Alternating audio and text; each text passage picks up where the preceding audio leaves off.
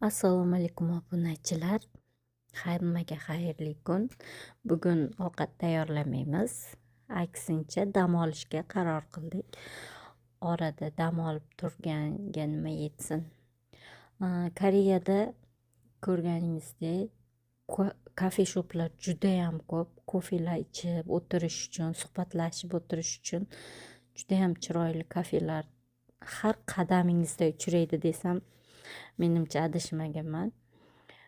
Barcha Koreyada yuruvchilar menimcha ko'p biladi.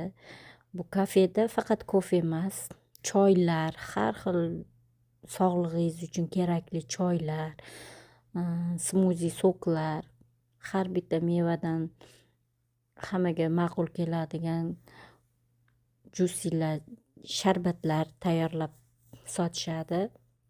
Bu kafe ham uyimizga yaqin joyda joylashgan bo'lib, kafeda hamma narsa bor. Biz sovuqligi tufayli issiq choy, kofe ichishga kelganmiz bu yerga.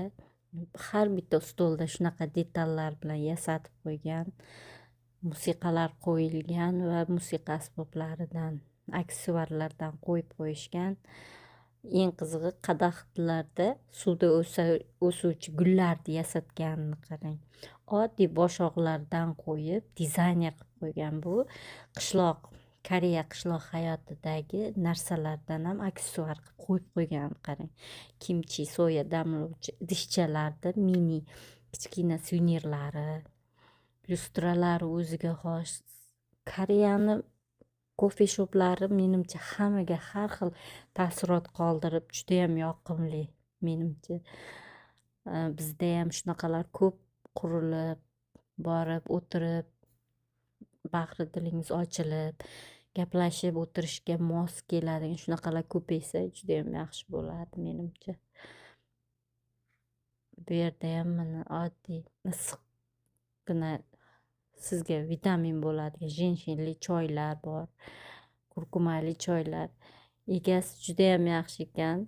Bonusga deb bodroqlargacha olib kelib berdi.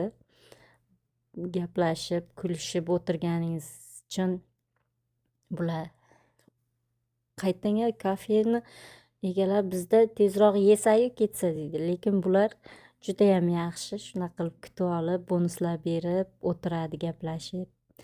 Sizlarga ham tavsiya qilaman, chiqib ko'ringlar, layk va podpiska.